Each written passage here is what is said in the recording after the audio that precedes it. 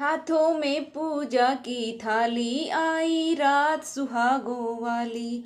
चांद को देखूं हाथ में जोड़ूं, करवा चौथ का व्रत मैं तोड़ूं। तेरे हाथ से पीकर पानी दासी से बन जाऊं रानी।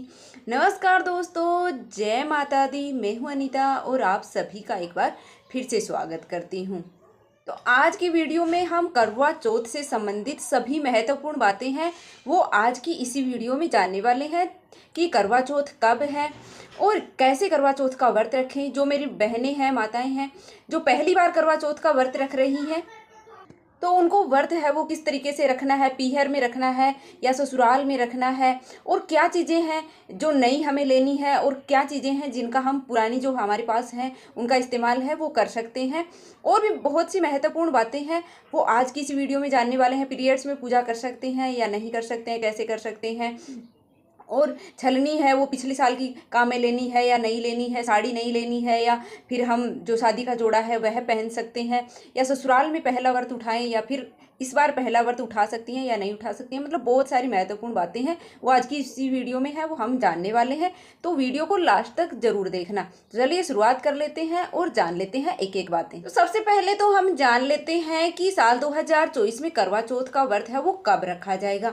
तो करवा चौथ का व्रत है वो हर साल कार्तिक मास के कृष्ण पक्ष की चतुर्थी तिथि के दिन है वो रखा जाता है। तो इस बार करवा चौथ का व्रत है वो 20 अक्टूबर दिन रविवार के है वो रखा जाएगा। तो एक दिन पहले ही है वो नहाए खाए करना होता है, मतलब कि बाल वगैरह आपको धो लेने होते हैं, शुद्ध सात्विक भोजन आपको करना होता है एक दिन पहले ही।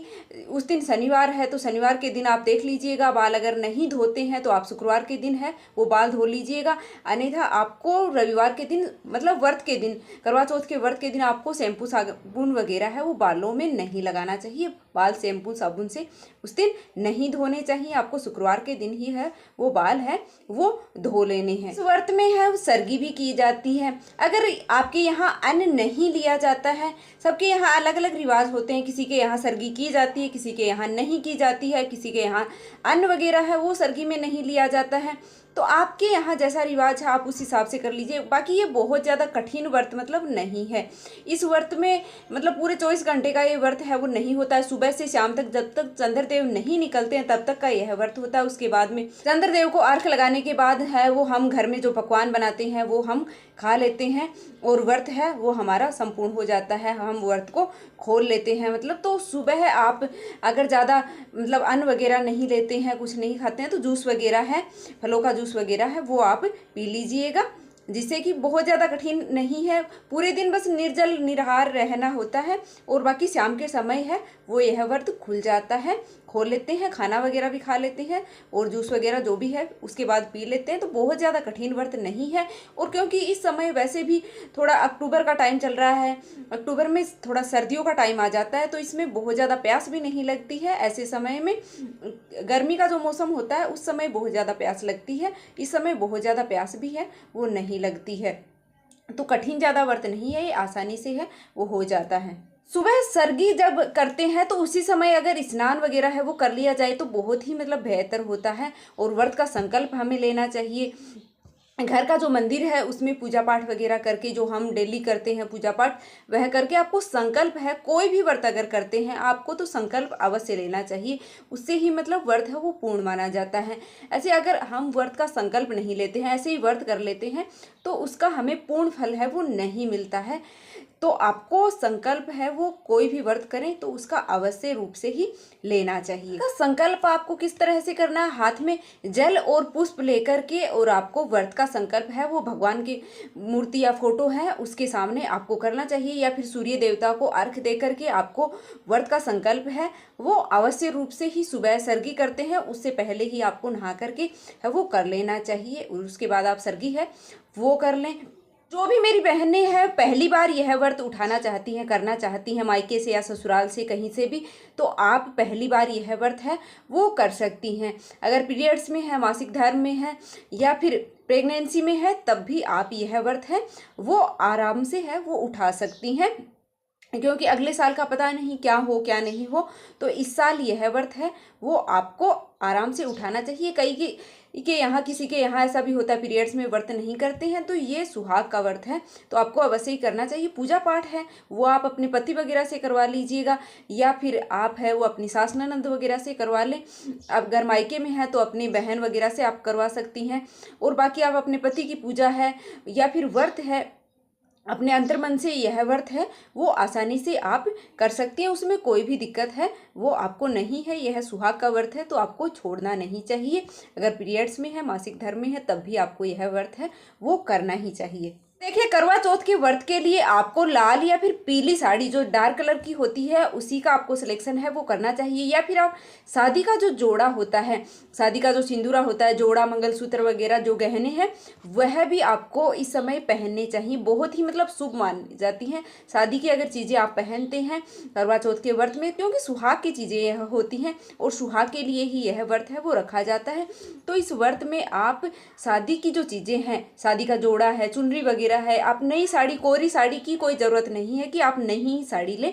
अगर होती है, हमारे यहाँ ऐसा रिवाज होता है, मतलब सास देती है या फिर पति है वो नई साड़ी लाकर देता है। अगर सबके यहाँ ऐसा रिवाज नहीं है तो आप अपनी शादी का जोड़ा है वह पहन सकती हैं, या फिर आप लाल कलर की या पीली कलर की है वो साड़ी है वो पहन सकती हैं। आप ऐसा नहीं है कि आप नई कोरी साड़ी से ही यह व्रत करें, आपके पास जो है उससे आप साफ सुथरी करके उससे भी आप यह व्रत कर लें। बाकी आपकी जो भी शादी की चुनरी वगैरह है वह आप ऊपर से है वो ओढ़ सकती हैं, क्योंकि यह बहुत ही मतलब शुभ है मानी जाती है। शादी का जो जोड़ा होता है वो सुहाग के लिए होता है, तो यह बहुत ही शुभ माना जाता है, तो आप वह भी है वो पहन सकती हैं। और ऐसा भी मतलब रिवाज है हमारे इधर की सास है वो पहली बार जब बहू व्रत रखती है, करवा हर बार भी लाकर देती हैं कई सास, बाकी पहली बार का रिवाज होता है कि मायके से भी है वो सुहाग की सामग्री और जो सास का जोड़ा होता है और बेटी के लिए वो आता है करवा चौथ पर। और सास भी है वो अपनी बहू को है वो पहली बार करवा चौथ के लिए है वो लाकर देती है, मतलब साड़ी वगैरह है, सुहाग की सामग्री वगैरह है, सब कुछ है वो लाकर देती है। सबके यहाँ वो तो अलग अलग रिवाज होता है, अगर आपके यहाँ ऐसा रिवाज है तो आपको अवश्य ही। और पतियों को भी है वो इस दिन अपनी पत्नी को है वो कोई ना कोई गिफ्ट अवश्य रूप से ही देना चाहिए, क्योंकि यह संबंध है वो भावनात्मक जुड़ा होता है।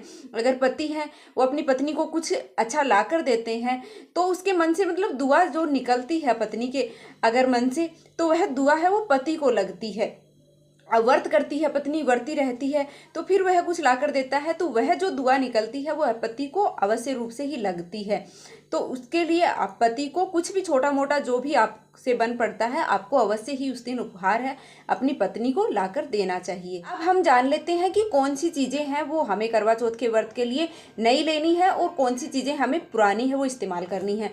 तो देखिए, अगर आप जो छलनी वगैरह है, थाली वगैरह है आपकी अगर टूटी फूटी है, छेद निकल गया है या कहीं से टूट गई है, तो आपको उसे नई लेनी है। अन्यथा आप जो नई है फ्रेश है तो उसको गंगाजल से शुद्ध करके और उसे ही आप इस्तेमाल है वो कर सकते हैं। और दूसरी बात है, करवा माता की जो फोटो होती है या पुस्तक होती है, मतलब कथा की जो पुस्तक होती है, तो अगर फटी हुई है, आपकी कहीं से फट गई है या खराब हो गई है, तब आप नहीं ले सकते हैं। अन्यथा आप जो पिछले बार की है करवा माता की फोटो वगैरह और वो जो कथा की पुस्तक है वह आप पुरानी ही इस्तेमाल है वो कर सकती हैं। और जो करवा वगैरह होते हैं, मिट्टी के जो बर्तन होते हैं, उनको आपको नए लेने होते हैं क्योंकि वो अशुद्ध हो जाते हैं। तो करवा वगैरह है वो आपको हर साल नए लेने होते हैं। और बाकी जो चीज़ें हैं वो आप अगर फटी टूटी नहीं है तो उनका इस्तेमाल आप कर सकते हैं। पर इस बात का आप ध्यान रखें कि यह सामग्री जो आप ले रहे हैं, मिट्टी के बर्तन वगैरह, मंगलवार और रविवार के दिन नहीं खरीदते हैं। तो आप पहले ही मतलब करवा चौथ आजकल तो पहले ही वैसे खरीद लेते हैं, पर मैं बता देती हूँ कि करवा चौथ के दिन रविवार है तो उस दिन ना खरीदें, पहले ही आप व्रत के दिन ना खरीदें। ये चीज़ें पहले ही आप खरीद करके मिट्टी के बर्तन वगैरह जो भी हैं आपको लेने हैं वो पहले ही आप लेकर रख लें। तो अगली चीज़ हम यह जान लेते हैं कि जो बयाना हम निकालते हैं क्या वह ससुराल पक्ष में ही देना जरूरी है। तो देखिए, ससुराल पक्ष में ही बयाना जो होता है, दान वगैरह जो होता है, बेटी का जो दान होता है, कोई भी मतलब जो चीज़ें बेटी अगर दान करती है तो मायके पक्ष में नहीं करे, क्योंकि मायके वालों को फिर दोष लगता है। मायके में अगर देते हैं तो ससुराल में आपसे छोटे हैं बड़े हैं उनको आप दे सकते हैं। अगर आपकी सास नहीं है तो आप ननद को दे दें, जेठानी को दे दें आप, या फिर और कोई बड़ी छोटी है, ब्राह्मणी है, या फिर भांजी वगैरह है उसको आप दे सकते हैं। पर मायके में बेटी का दान है वो करना शुभ नहीं माना जाता, क्योंकि मायके वालों को दोष लगता है इससे। तो यह चीज़ें हैं वो बेटी के लिए भी शुभ नहीं है। तो आप जो भी दान वगैरह करते हैं, बयाना निकालते हैं, तो वह ससुराल पक्ष में ही आपको दान या मतलब किसी को देना चाहिए। और देखिए कई महिलाएं हैं, बहनें हैं, उनका यह भी प्रश्न है कि क्या यह व्रत, करवा चौथ का जो व्रत है, ससुराल में ही करना जरूरी है। तो ऐसा कुछ नियम तो है नहीं कि ससुराल में ही करना होता है।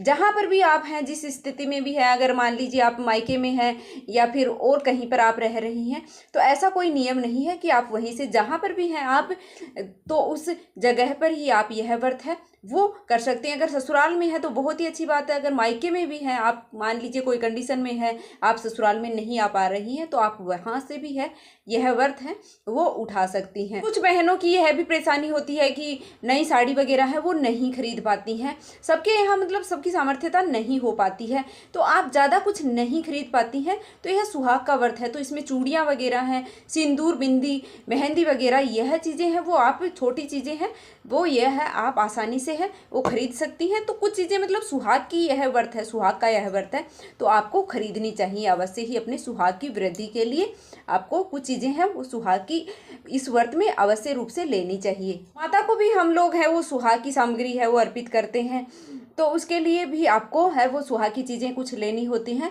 तो आप सुहाग की कुछ चीज़ें हैं वो आप अपनी सामर्थ्यता के अनुसार है वो कुछ चीज़ें अवश्य ही लेनी चाहिए। अगर आपकी ज़्यादा सामर्थ्यता तो आप है वो सोने वगैरह की चीज़ें हैं, जैसे बिछिया वगैरह है, मंगलसूत्र, कान की बाली, नाक की जो भी है वो आप ले सकते हैं।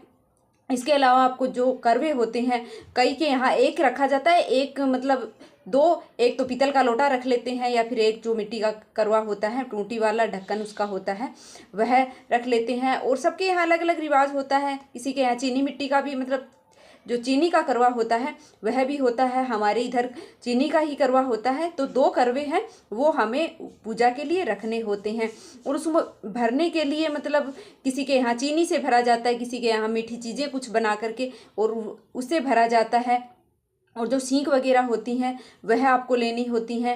ये कुछ चीज़ें होती हैं जो करवा चौथ के लिए हमें लेनी होती हैं। करवा चौथ की पूजन सामग्री का वीडियो है वो चैनल पर आ चुका है, तो उसमें से भी आप देख लीजिएगा। और बाकी जो मैं लेकर आऊँगी वो भी मैं आपके साथ अवश्य ही शेयर करूँगी। और फिर करवा चौथ के दिन हमें पूजन वगैरह करनी होती है। शाम के समय जब पूजा का मुहूर्त होता है वह भी मैं आपको बता दूंगी।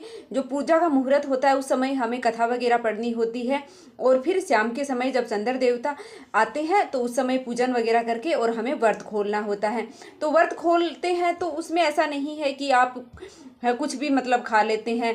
किसी किसी के ऐसा है कि अनाज खाना अलाउ है तो आप शुद्ध सात्विक भोजन भी नहीं लेते हैं। तो उस दिन मतलब व्रत अगर हम रहते हैं, व्रती हम हैं, तो हमें शुद्ध सात्विक भोजन ही लेना चाहिए। लहसुन प्याज वगैरह नहीं लेना चाहिए। किसी किसी के यहाँ दूध की बनी हुई चीज़ें हैं वो इस व्रत में नहीं लेते हैं। तो आप अपने घर का है यह तो नियम आप अपने घर से देख लीजिएगा, पर शुद्ध सात्विक भोजन आपको अवश्य ही लेना चाहिए। उम्मीद करती हूँ कि आपको यह सब जानकारी है वो पसंद आई होगी। और ऐसी ही करवा चौथ से संबंधित बहुत सारी जानकारियां हैं जुड़ी हुई हैं, वो है और जानने के लिए आप हमारे चैनल को सब्सक्राइब करें, ताकि आगे भी ऐसी ही इन्फॉर्मेटिव वीडियो हैं करवा चौथ से जुड़ी हुई या फिर बाकी त्योहारों से जुड़ी हुई है वो सबसे पहले आपको मिलती रहे। तो मिलते हैं फिर से एक और वीडियो के साथ। भगवान माता पार्वती और भगवान शिव जी की कृपा है वो आप और आपके परिवार पर हमेशा बनी रहे, और आप हमेशा ही अपने पति की लंबी आयु के लिए ऐसे ही करवा चौथ का व्रत है वो रखती रहें। मिलते हैं फिर से एक और वीडियो के साथ। धन्यवाद। जय माता।